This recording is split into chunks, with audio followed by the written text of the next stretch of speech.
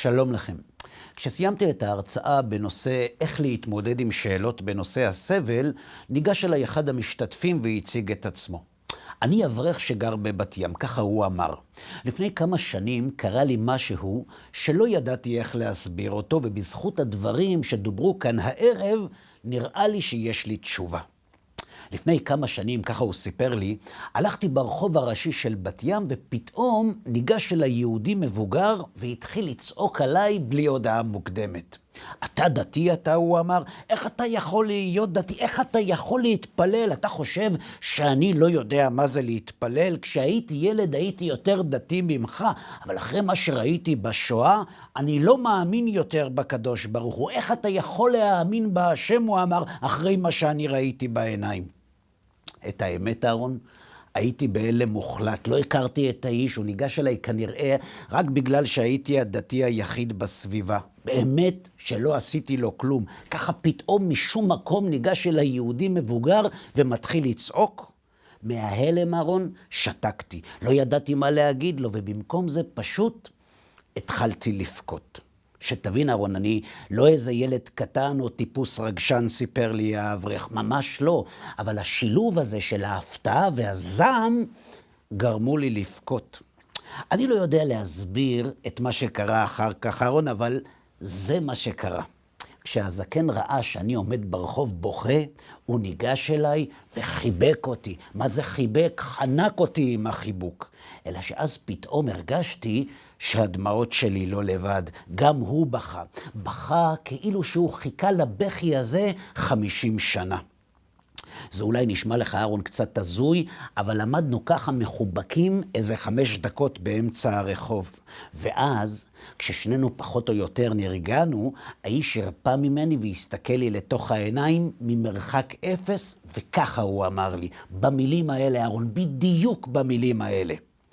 אני לא יודע, בחור, איך קוראים לך, ככה הוא אמר, אבל אתה הראשון שענית לי על השאלה שלי. אתה הראשון שהבין אותי וענה לי. הרבה רבנים שאלתי, אמר הזקן, אבל רק אתה ענית לי. וככה, אהרון, כמו שהוא נחת עליי בלי הודעה מוקדמת, הוא פשוט נעלם. במשך שנים שאלתי את עצמי, ככה סיפר לי האברך, מה האיש הזה רצה ממני? הרי לא עניתי לו על השאלה שלו, אז איך הדמעות שלי נתנו לו תשובה? והיום הבנתי. היום הבנתי שלשאלות יש מנגינה, ושצריך להיות מוזיקאי כדי להקשיב להם. היום הבנתי שלפעמים כשאנשים שואלים שאלה, הם בכלל לא רוצים תשובה, הם שואלים כי הם מבקשים אישור לכאב שלהם. ולכן כשהאיש הזקן ראה שאני בוכה איתו, הוא הרגיש שיש בעולם מקום לכאב שלו, שמותר לו לכאוב. אתה צודק, אמרתי לאברך, לגמרי צודק. זה לא רק האיש שפגשת. רוב היהודים שטוענים שהם איבדו את האמונה שלהם בקדוש ברוך הוא בעקבות השואה, הם לא באמת מתכוונים לזה. מי שלא מאמין בקדוש ברוך הוא לא יכול לכעוס עליו. תגיד אתה, איך אדם יכול לכעוס על מישהו שהוא לא מאמין שהוא קיים? וחוץ מזה, מי שבאמת לא מאמין בהשם, לא אכפת לו שאחרים כן מאמינים בו.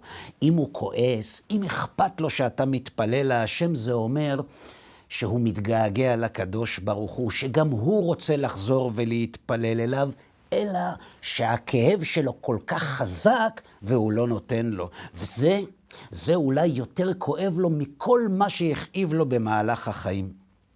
אבל אתה יודע, אמרתי לאברך לפני שנפרדנו, אני למדתי מהסיפור שלך עוד משהו.